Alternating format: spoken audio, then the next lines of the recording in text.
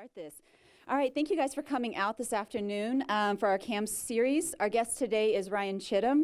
Ryan is a business reporter and investigative journalist. He's worked for the Wall Street Journal, the Columbia Journalism Review, and most recently for the International Consortium of Investigative Journalists.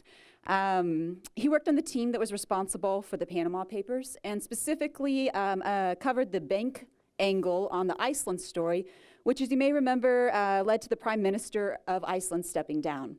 Ryan will be presenting today about how the project came about, the lessons that were learned, and at the end we'll have time for questions. So to not take any more time, I'd like to introduce Ryan Chittum. Thank you. Yeah,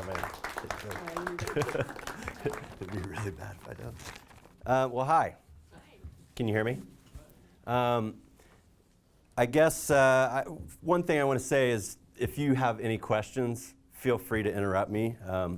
I'm not public speaking is not what I do all the time, as Jose and some other people in here can tell you from yesterday. So anyway, so if you have a question or if you feel I'm wandering astray, please interrupt me. I don't care, and I'd be glad to talk about it. So thank you, Carrie, for having me here and for introducing me. I don't know how much you guys know about the Panama Papers, so I guess I would start off by sort of giving you a crib sheet on it. How many people know what a shell company is? Yeah?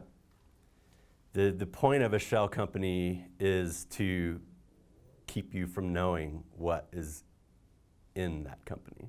So what the Panama Papers were 11.5 million documents leaked from the Panamanian law firm Mossack Fonseca, which has registered hundreds of thousands of shell companies over the last 3-4 decades.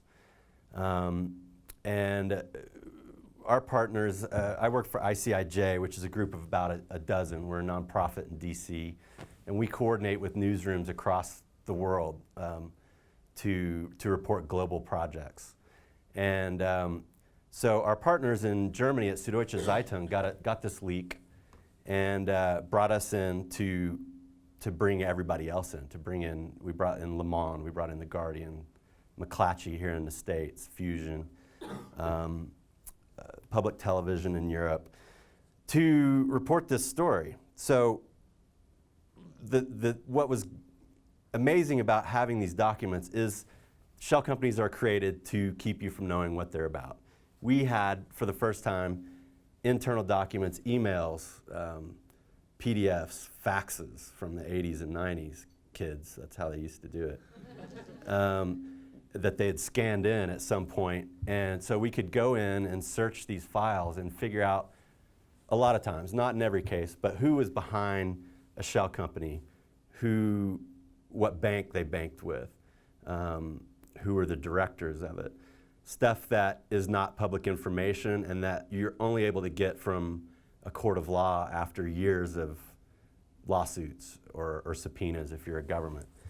So, and how a shell company is structured, it's changed over the years, but a lot of what we saw, they had bearer shares, which you have shares in a company just like you would in like Apple or something.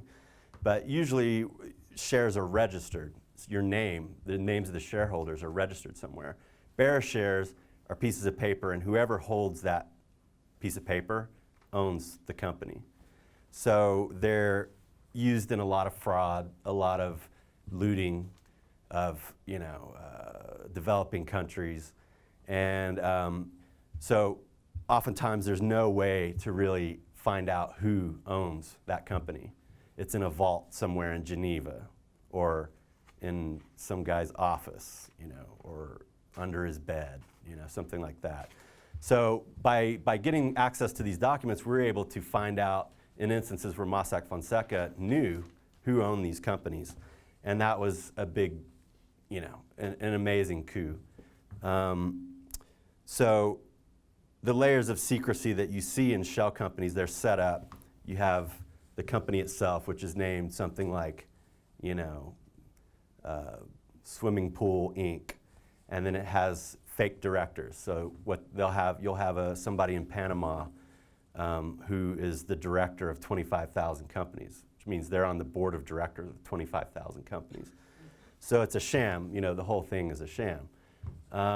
In some instances, we saw a company in the British Virgin Islands registered by a Panamanian law firm via a bank in Geneva in Switzerland that was owned by another shell company in the Seychelles, say. And so you have these layers and layers of secrecy. The richer you are, the more layers you're going to have to protect that secrecy. So, anyway, these 11.5 million documents enabled us to get an unprecedented look inside who is benefiting from and contributing to this global system of secrecy. And it's a big deal. The estimates I've seen for how many assets are parked offshore, the minimum is about $7.5 trillion. And at least 6 of that is untaxed. You get estimates that go up to $25 trillion sometimes. So this is real money, and it's part of a shadow economy of worldwide that enables powerful people to keep money from their governments. It robs governments of taxes that are legitimately owed, and it helps drug runners, sex traffickers, bad people launder their money into the financial system, or dictators to loot their treasuries. We saw plenty of that. So one question I get a lot is like, how do you get started on something like this? And I don't really know. You just kind of go in, you've got to start. I remember the first time I got access to the database, it's like, okay, what am I going to search for? And that was probably 50,000 searches ago. I've been working on this for almost 16 months. The first time I heard about Mossack Fonseca was working on a project we did called Swiss Leaks, which we ran in February of 2015. And it was a small leak, relatively small leak from HSBC, the big British global bank, from their Swiss bank. And I kept running into, I was writing about the diamond industry and blood diamonds and people that launder money with diamonds. And so I kept running into dead ends, and the dead ends would be Mossack Fonseca created shell companies in the HSBC files, and I ran across them probably dozens of times and made a note of it. And I wrote my story and decided I would put Mossack Fonseca in there for a couple paragraphs, kind of just because it seemed like they were an important cog in this machine. But also, sometimes when you're reporting, you don't know something, you stick something out there. It's like put your hook out and see what bites. And most of the time it doesn't happen. Sometimes it does. The Mossack Fonseca stuff ended up getting cut out of my piece, 2 paragraphs. I didn't fight it too hard. But I noticed about a week later, my colleague Bastian Obermeier at Süddeutsche Zeitung in Munich wrote me and said, I heard that you confronted Mossack Fonseca. Confronting is what we call it when we ask them questions. We send like a sort of legal letter to them with all the information we are going to report on them. And he wanted to know what they'd said. And so I was like, oh, something's going on here. So he was writing a story about a big German bank that was being raided by the authorities there. Somebody had leaked 8 gigabytes of data to the German tax authorities. Actually, they'd sold it for probably $1 million. That was 8 gigabytes. We have in this Panama Papers, we'd eventually have, I think, 2,500 gigabytes. So a very small leak, but Bastian at Süddeutsche got a hold of it and wrote a story about it. I think it was late February of 2015. And he wrote in there that he had seen this small leak. And shortly after that was when the big leaker, the guy who gave us all the goods, guy or gal, I don't know who it is, started to communicate with Bastian. And he asked him if he wanted data. He said, if I'm afraid of my life. There's a lot of bad people in here. There's a lot of powerful people, and I'm not going to tell you who I am. We're never going to meet. But if you're interested, I have a lot of stuff. So Bastian, of course, we're interested. And so began his relationship with this source who he communicated with over anonymous and secure chat services. And so I knew something was going on, but I wasn't in the loop on it with my editors. They're kind of keeping me around and saying, like, here's a story. They're basically giving me busy work to do for a few months until they were sure that this was going to be our next project. And so eventually, I think it was May of 2015, was the first time I got to look inside the files. And by that point, I think we had 200 gigabytes. It'd be more than 10 times as big eventually. And it was clear early on that this was a big story. You know, we had very early on discovered the Prime Minister of Iceland was in there. You know, the King of Saudi Arabia. By the time we met in September in Munich to sort of plot our way forward, we brought all our partners from across the world together in Munich. It was clear that this was going to be, you know, we had Putin, Putin's best friend, who was a cellist who was running hundreds of millions of dollars through shell companies created by Mossack Fonseca. So we knew this was going to be a very big story. And so how do you do a story like that? You have 11.5 million documents. You can't really make sense of how much that is. I guess I would say, like, I'm one of 370 journalists that have been in the files, and I've been in there for 15, 16 months. I'm still in there every day, and I run across things all the time that we didn't publish, that I hadn't seen before. You could probably work on this for 10 years and not run out of stuff.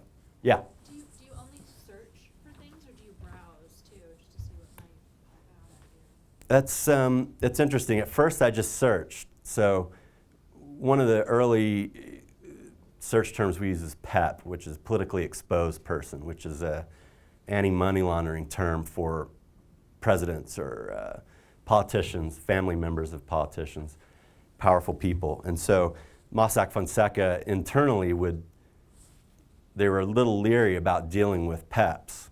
And so we were able to follow their internal traffic.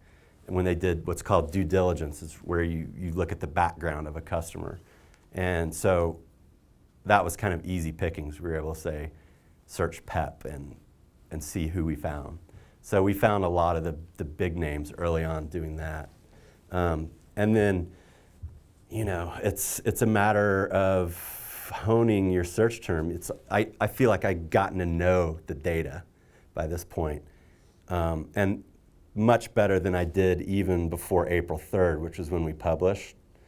I've been in it so much, I have a feel for it. I just know how to maneuver in it. I'm much more efficient. And there, you know, they had a file structure at Mossack Fonseca that was also helpful, that for each company they had a folder.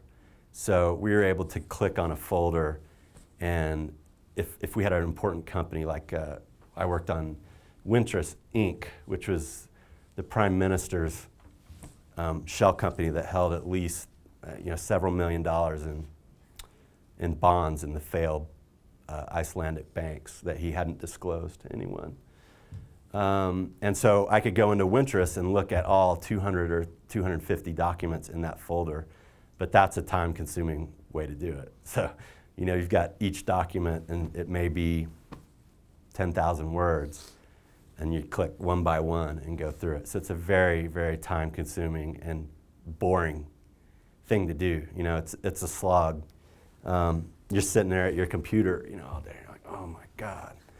So it's not as sexy as Woodward and Bernstein in the parking garage, you know, Deep Throat. But it's still fun. You know, you get like a rush every time you find a name and stuff. So it is. We had an internal forum that, when you have a project like this where we had 300-something journalists and 109 publications in 76 countries, it's an unprecedented project, I think, in the history. There's nothing that's ever been close to that. And so how do you manage a project like that? Like journalists, getting 2 journalists to do something, it's like, it's herding cats. You got 370 people with 25 languages. It's not easy. So we had some ground rules to enable us to all get along. One is that everybody that we bring on to this project is vetted by people that we trust for security reasons, because every person we bring on is a potential security risk as far as leaking the data to people that, to people outside ICIJ. And no drama. There's a no drama rule. You can't have people that are going to be, prima donnas or introduce tension in a project like this. So those were a couple of the ground rules, and the main ground rule was that we had an embargo until everyone had to agree. If you sign on to this project, you can't publish anything until ICIJ says so. And so what that enables is for all these publications, some of whom are competing, we might have the BBC and the Guardian working together, and sometimes they do that on their own, but they're competitors in the UK and even globally. So putting an embargo there meant that we could enforce the main rule, which was you have to share everything you find. And we had an internal, almost like Facebook, like a social network called the iHub, where whenever we found something interesting in the files, we found a good document or a name or even a cool way to search or a new search term. We had groups, and we could file posts on this internal social network, and everybody across the world could see it. And some people would have specialties. The great thing about this project is if I've got somebody, I find somebody in Botswana, we have a partner in Botswana. I don't know anything about that country. So we were able to, all of us, to tap this very specialized regional and local, national expertise that we could never do on our own. And by sharing that information, it was cool because you put a name in. I found Kojo Annan, who's Kofi Annan's son, in there, and I posted him. And then somebody else has reported on the oil for food scandal, which was the United Nations scandal in Iraq in the early 2000s. They've reported on him. They know about him. They know who to look for. And so, our social network, we were able to, it's like comments underneath the post. And so we were able to suss out a lot of things that we would have never been able to do on our own. So I think it was a really cool thing for me to see, because I had never worked like that before. Like getting journalists to work together is not easy. And so the embargo and the radical sharing mandate made it work. Interesting side note to that is that once we published on April 3rd, the whole thing kind of fell apart, and there was not much sharing after that. So we'll see on our next project. I think it'll start back up again. But yeah. So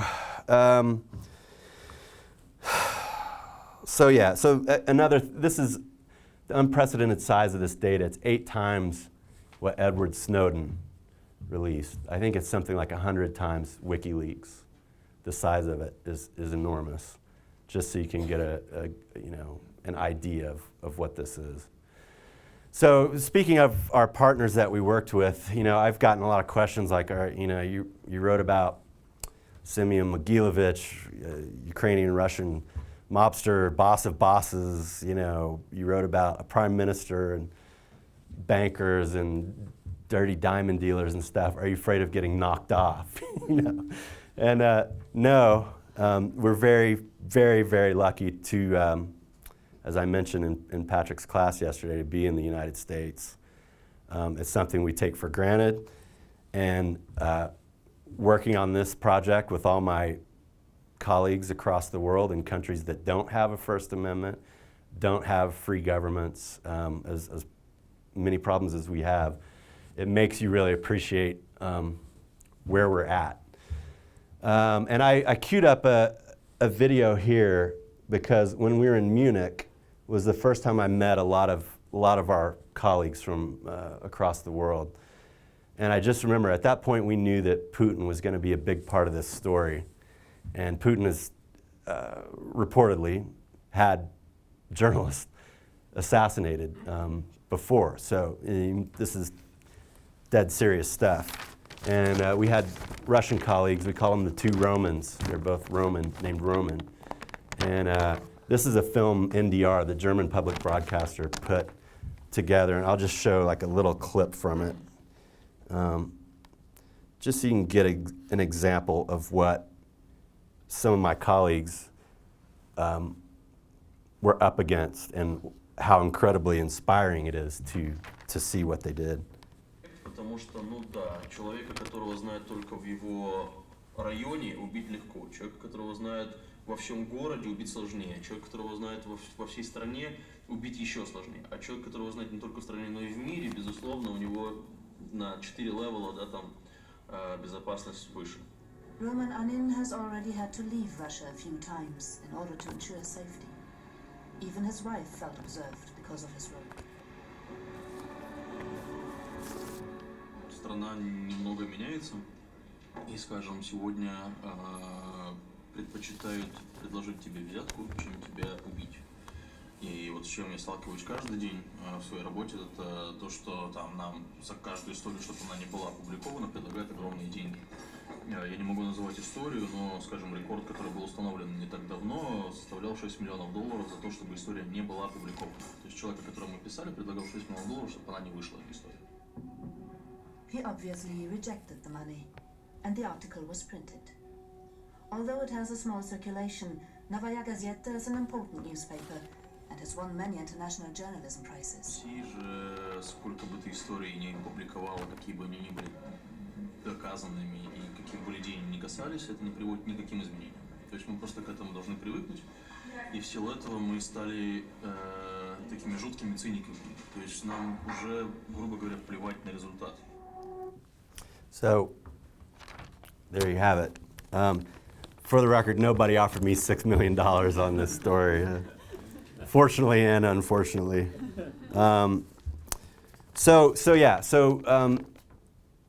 You know, I think, I mean, you look at across the border here at Mexico, it's not that far away. Journalists take their lives into their hands every day reporting. That was really hammered home to me, like how fortunate we are in the United States and in some other places. So at our meeting in Munich, we met in September. You know, I met up with my colleague Johannes Christensen. He's an Icelandic TV journalist, and he, you know, we worked together on the Prime Minister. It's very, very difficult to understand Icelandic on Google Translate. There's only a few 100,000 people who speak it, and there's not really much reason to learn it. So I leaned on him a lot, and you know, it was nerve-wracking for me to have this story, but I just kept reminding myself what it's like to be Johannes in Reykjavik, a country where everybody knows everybody. It's 320,000 people, I think, and have to sit on a story like this for 7 months, you know, because for the greater good of the project. And he did. I think about drove him crazy, but he ended up doing a great job. As you'll see, when I think I'll show this next video right now. This is Johannes, and I have to say, like I grew up, when I came into journalism, I grew up reading newspapers, to date myself. That's what I wanted to do. I wanted to write for print newspapers. That's why I got in the business. I didn't want to do TV or radio or, anything like that. So it pains me to say that the TV journalism here is the critical factor, I think, in our story. Because while we report, my story, I work with Johannes on, it's a text story, and we have damning details, but nothing is like the sort of visceral, caught on tape feeling you get from Johannes going into the Prime Minister. And to introduce this, we had an ethical discussion internally about how to go about securing this interview, because we figured that the Prime Minister was not going to give us an on-camera interview if we told him, we know you have a secret shell company, had all this money in the bank bonds, you've had conflicts of interest, you didn't disclose it. So after some discussion internally, we determined that Johannes and Sven from Swedish public television would go in asking very general questions about offshore finance. And fortunately, they were able to get an interview with the PM.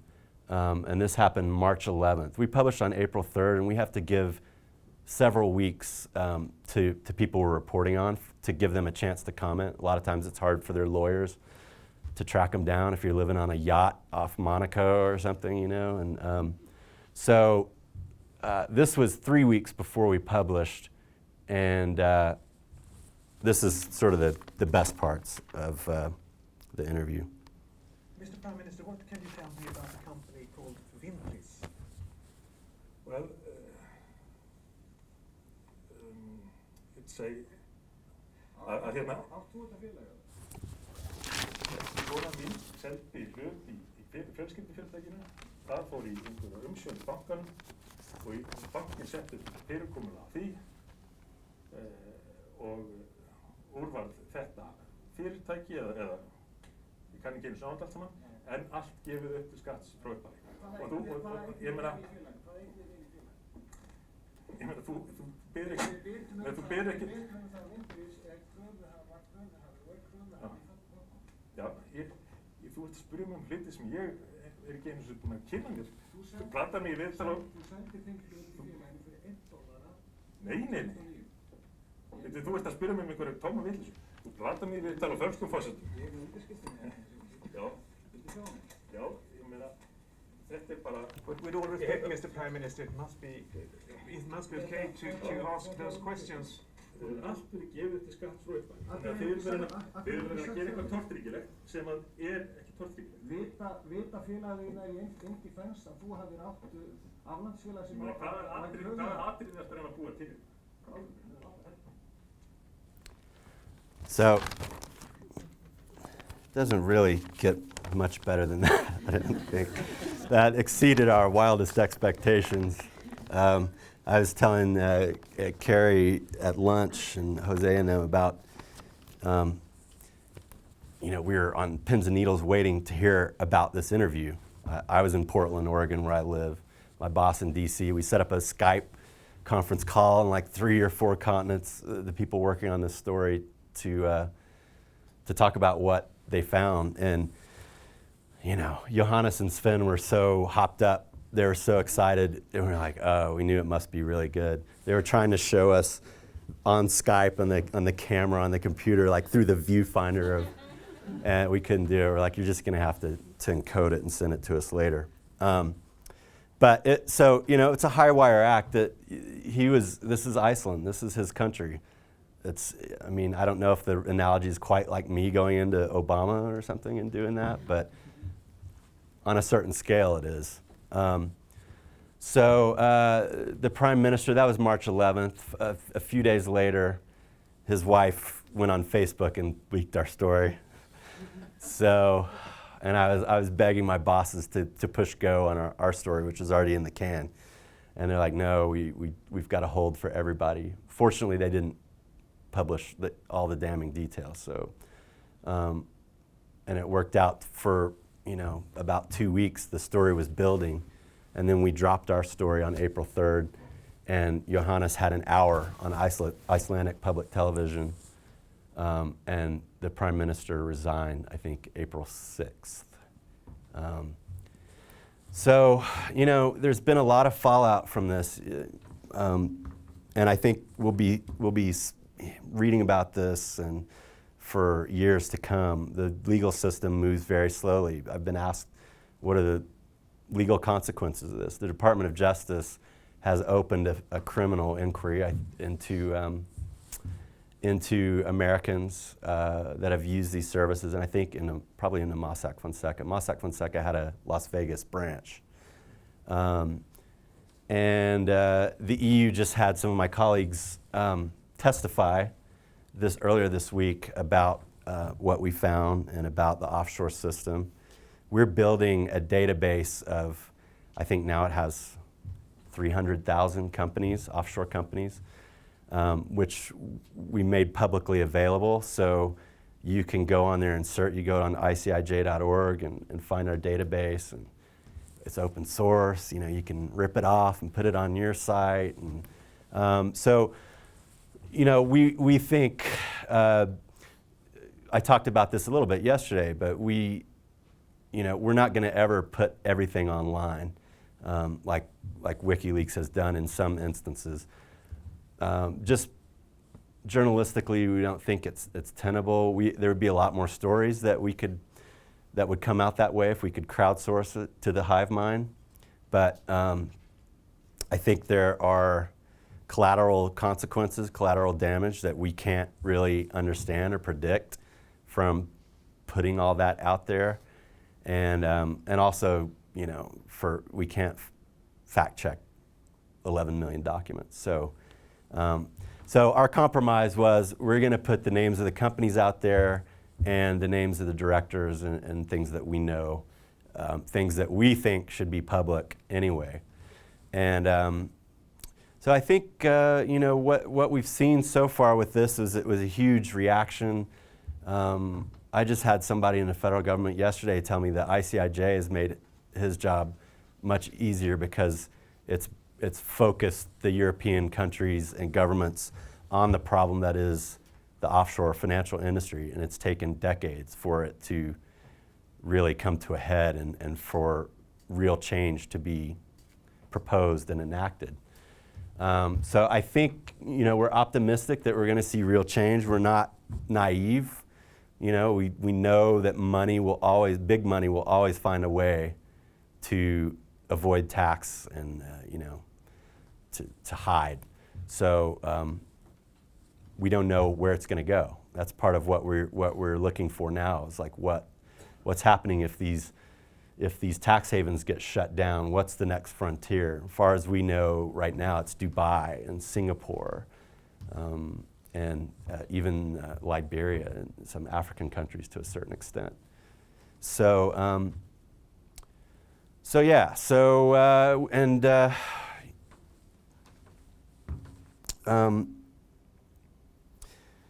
I think, you know, I was speaking about Roman and the dangers that he faced. We had a lot of pushback after this. We had our partner in Tunisia. It's a little website, blog, you know, called Intifada. Hackers took them down for days. We had colleagues in Venezuela and Ecuador that were harassed by the governments. On a previous project that we did called Offshore Leaks, our colleague in Kazakhstan, Khadija Ismailova, she wrote a story about the dictator's daughters and the millions of dollars they had in these shell companies. And he put her in prison for 7.5 years. I think she served 2 years of her sentence, and she finally got out a few months ago. So there are real consequences. There's real power at play, real money, and it's a high wire act for a lot of the people around the world reporting on this. I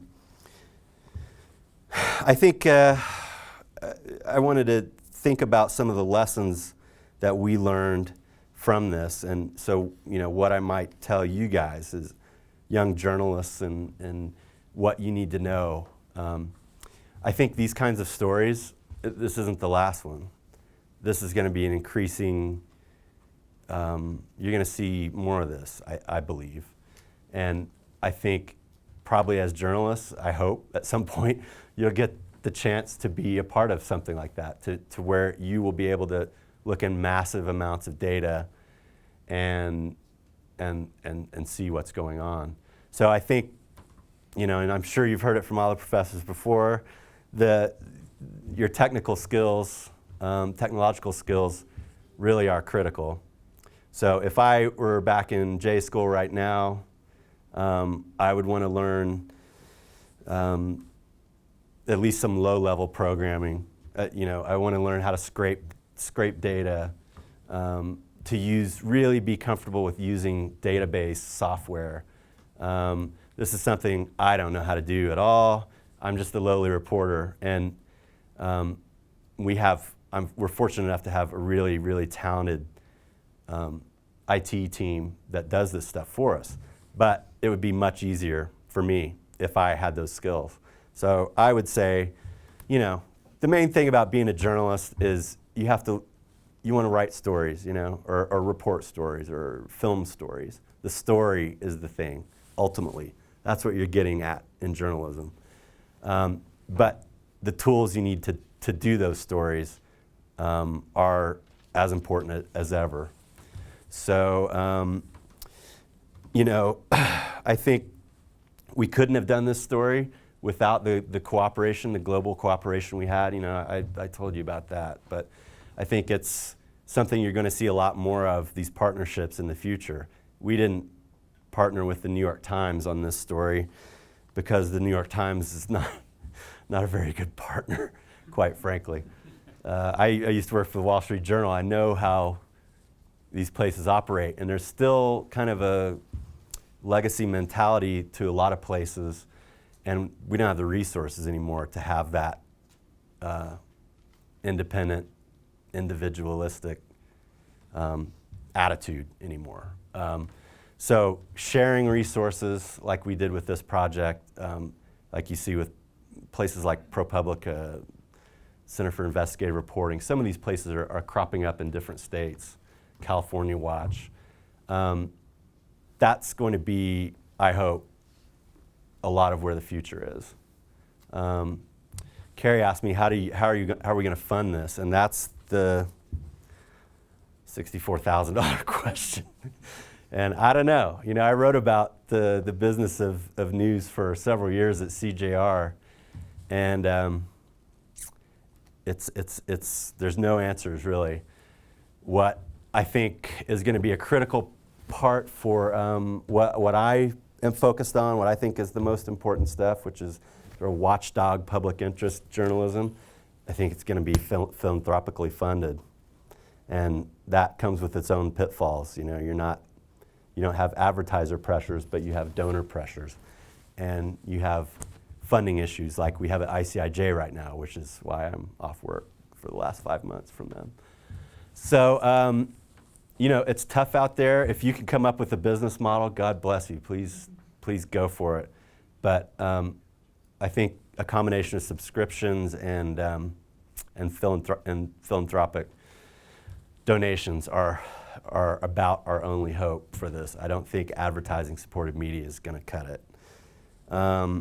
And in the U.S., we're not going to get a publicly funded media like they're fortunate to have in Europe. And another thing, I think one thing I noticed here is how much I depend on other people's work. If I'm looking in these files, there's so many of them.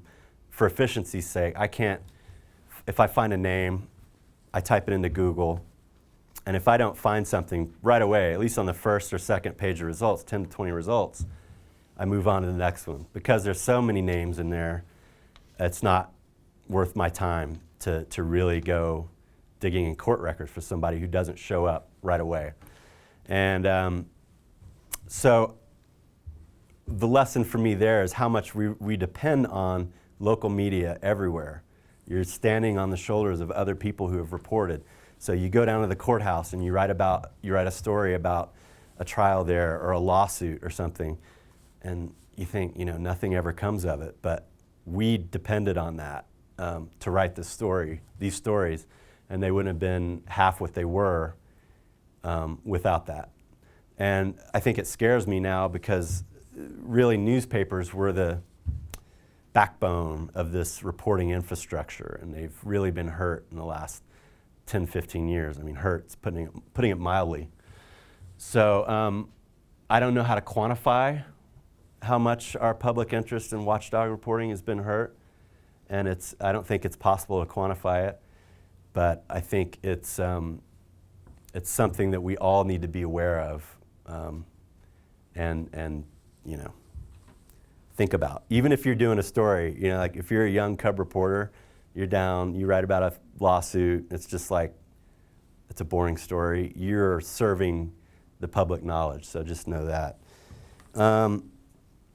And I think that's about all I've got. So I don't know how much time we've got, Yeah, that's perfect. but if anybody has any questions, feel free to ask. Am I supposed to mic people with questions? Okay, so if you have questions, raise your hand, and then I'm going to bring the mic to you, because otherwise it won't be in the recording that we're doing. So, yes, Ben? Hi, yeah, so I'm Ben Birkenbein. Ryan, thanks for the talk, and I think that this is probably the most important story that I've seen in a long time, so thank you, thanks to ICIJ for doing this stuff. And I'm always curious if we can, well, first of all, I have an idea for how to fund journalism. Why not use the monetary damages from the Department of Justice investigation to set up a fund out of this, you know, $7 to $25 trillion? I think we can find enough to fund some journalism for a while. Anyways. Yeah, I'd be all in favor of that. Yes, and now on to the question. I seem to remember, at least in the early coverage, and you mentioned that Mossack Fonseca had a branch in Las Vegas. I'm wondering if you can make it a little bit locally relevant for us, because if I remember correctly, Delaware and Nevada were two of the states that are instrumental in making it very easy to set up shell companies. Right. So I'm wondering if you can just talk a little bit if you've looked into those connections and maybe something that we might want to think about here in Nevada. Yeah, you're sitting on a lot of stories here in Nevada. Mossack Fonseca had a branch called MF Nevada. I think it was run by one woman, and they had, I can't remember how many companies they had set up through Nevada, but it was a lot. You know, we were talking in the thousands, including, I don't know how much you know about Argentinian politics, but the Kirchneristas, the president there, the former president, had a big corruption scandal, and a lot of there was something like 120 or 130 shell companies, many of which were in Nevada through Mossack Fonseca. The hedge fund billionaire Paul Singer sued Mossack, and you know, Mossack Fonseca said, we don't own MF Nevada. We were able to find out in our files that Mossack was very concerned about this lawsuit and went to clean up the files in Nevada. They destroyed documents, and they perjured themselves. So I think he's reopening his lawsuit into that. So if anybody knows Patricia Amanatagui, let me know. I'd like to talk to her. I tried to call her when I was in Vegas a couple days ago. But yeah, as far as Mossack, I think they're pretty much done. You know, this story is, nobody really is going to do business with them anymore. So I think a lot of what they're doing now is winding up. But Nevada, one of the worst parts of the global secrecy system is what we call ultimate benefit. You need to know who the ultimate beneficial owner of a company is. And the system is set up to obscure that from courts, from wives, from business partners. And so Nevada, and I'm not sure if there was some discussion about changing this, but you didn't have to disclose beneficial owners here. So you can come set up a company and through a middleman, and if you get sued or the government wants to come after you and they come look at this company, they don't know who owns it. There's no registry. And Nevada, I think, don't quote me on this number, but I think it's something crazy, like $70 million a year in state revenue comes from the shell company business. So it's a big, as you guys know, you have trouble with your tax, trouble raising tax money. And so it's a really big part of the budget. And for them to change it threatens that revenue. And I think that's a big problem. It's something that the local press, I don't know if I've seen a lot on that. I mean, I know they've done some stories over the years. But that would be a fruitful avenue for investigation in the State House. There's law firms around here that do it. The problem with these stories, it's like banging your head against the wall. They don't want to talk, So, you can use our database and look at Nevada, find companies here, and try to trace it back to, look up court cases, try to trace who those companies are and why they're doing business and why the state government, the Secretary of State, isn't enforcing greater disclosure on these companies. So, the U.S. gets really ticked off about Panama and British Virgin Islands and Switzerland and stuff, and then we have all this dirty money coming into Delaware and Nevada, and we don't care about that so much.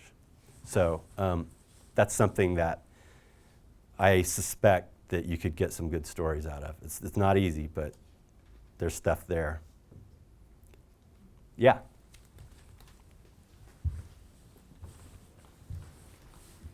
You mentioned that the man or woman who gave you this information, well, you mentioned in passing, but I'd like to know, was it somebody who did it out of idealism, or was it a state actor? It certainly wasn't Russia, but who do you think, can you say what the motivations were? Yeah, so it's an ethical question. When you don't know the provenance of the information, is it ethical to use it? And it's not a black or white answer. We determined that what we were going to do is vet the data, vet the information, like we would. We tried to cross-reference it with another database. We go to sources directly, of course, and ask them for comment. And that's the way we dealt with the provenance issue there.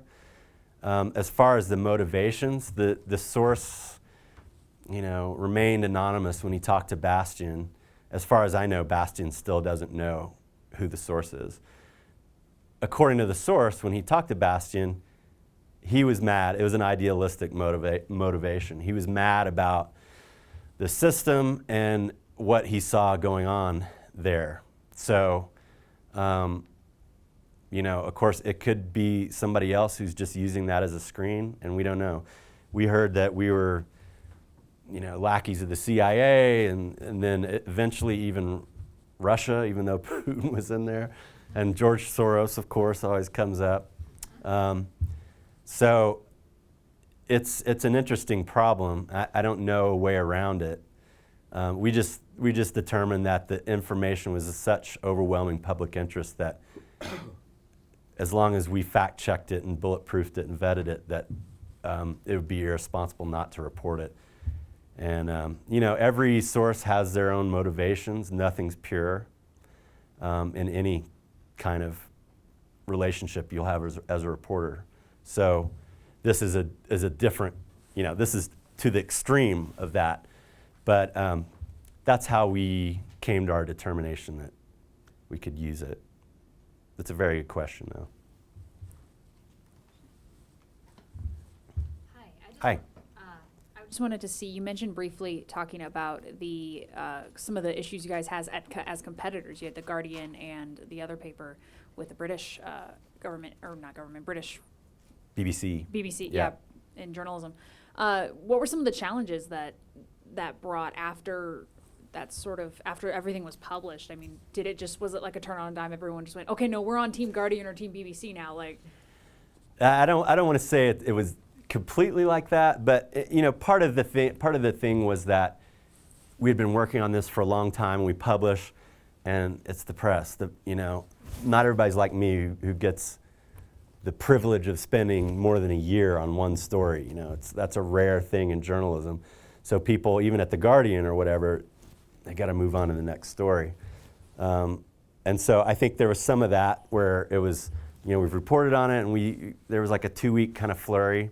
We had another one on May 9th where we released the database and put some other stories out.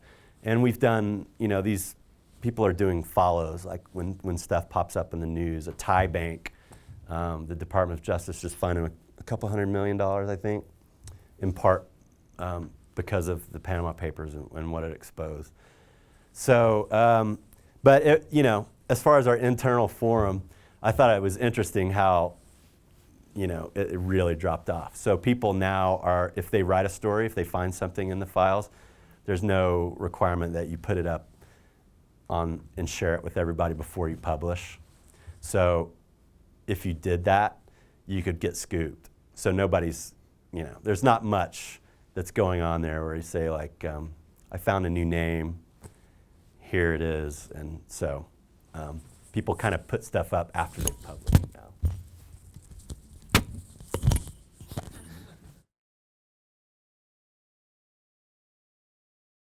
So I was wondering, when you have thousands of gigabytes of data, how do you decide on where to stop before you publish? How do you decide on like, okay, this is enough for this publication? How do you do that? Well, it was kind of like is this working? It's kind of like it was a real-time leak. Like I said, when I first got access to it, it was something like 200 gigabytes, and it was half terabyte, 1.4, and we would be working in it, and then we'd get a new update, and then we'd say, well, this email is from like last week. So it was just crazy. And that went on up through, I think we cut off on December 15th is the last update we got. So, I think we had a long time to look at it, even after our big meeting in Munich where we laid out everything. And it was really hard to coordinate publication date. And you got all these publications in different countries. Some people don't publish on Sundays, and the Russians had Orthodox Easter, and the Germans had regional elections. No, we can't do that. The Argentinians had presidential elections. They wanted to run it before that. So there was a lot of give and take and democracy really in coming up with the date. And at a certain point, you just have to go. You have to say, we've got to publish. We can't sit on it forever. And I think they did a pretty good job of picking when to go. Okay, one last question. Sure. My name is Daniel Lang. I'm a student journalist here, and Hi. my question is similar to that one actually. You talked so much about how you've gone through all this data. How do you decide what to publish? What do you judge based on that? That's also a good question. I think a number I use, and it's not scientific at all, is we probably published less than 0.1% of what we've seen. And even, there's a lot of sort of mid-sized findings, I think, that haven't come out yet and may not come out. It's a function of news judgment, You've got a story, it could be the biggest story in the world, like this was for a few days, and then people lose interest, and editors at our partners lose interest, and but I think the big stories that we found were the politicians. Those were the obvious big stories. Politicians that hadn't disclosed their offshore holdings, and then the bad guys and the banks, and just sort of how the system works, how you've got banks working with accountants, working with law firms globally across continents to create this structure of secrecy to protect and many cases, I won't say most, but many cases launder money. So it kills me to think of some of the stuff that is on the cutting room floor, and I don't really know what to do with that. The resources that we have at ICIJ are limited, and we partner with people, and there's so many stories, like just the stories that our partners have put out, I've probably read 5% of them. I mean, you're talking thousands of stories, and I can't read, in Swahili or what, so we have publications in many different languages and very local for that country. So a lot of information did come out, but the stuff that didn't, it hurts, There's some story I think, oh man, I would have killed for that story like 3 years ago. So, I think ICIJ, what I would like to see is us partner, we take on full partners, we give you access to everything we have in the database, and we take on security risks by doing that. And so I'd like to see us, if we find a story that we don't think we're going to be able to use, be able to go to a local partner, the Reno paper, say, and say, like, look, here's some documents, have at it. And but that takes resources to do that too, and they're in short supply right now. So in a perfect world, that's what we do. All right. First, I want to real quickly talk about the upcoming talks, and then we're going to thank Ryan. So upcoming talks sponsored by the RSJ on Monday, October 17th at 7 p.m., Wells Fargo Auditorium in the Knowledge Center. Catherine Bu, Pulitzer Prize-winning journalist, author behind The Beautiful Forevers, and Ryan says she's great, right? He says she's great. One of the best. One of the best. Monday, November 7th at 7 p.m. in the Wells Fargo Auditorium in the Knowledge Center as well. Laxdal Distinguished Writer Program, Pulitzer Prize-winning novelist and journalist Richard Ford will be here in conversation with Dean Stavitsky about writing. So that is October 17th, Catherine Bu, and November 7th, Richard Ford. So put that on your calendars for our upcoming exciting events. But I really wanted to take a moment. Did you have any inspiring last word or anything? So we kind of ended on it in the perfect world. Goodbye. In fact, maybe I should take what you do and write out my little speech in advance instead of wandering around. Thank you for bearing with me on this. So I'm normally behind the keyboard and asking the questions, so it's not something I normally do. So if you want to grab him for any last minute question, you might be able to do that, but you do have to also swing him to the airport fairly quickly. So keep that in mind if you're coming to say hi. Thank you so much for coming. We really appreciate it. Thanks for having me. Fun talking to you guys. Cool. All right. Bye.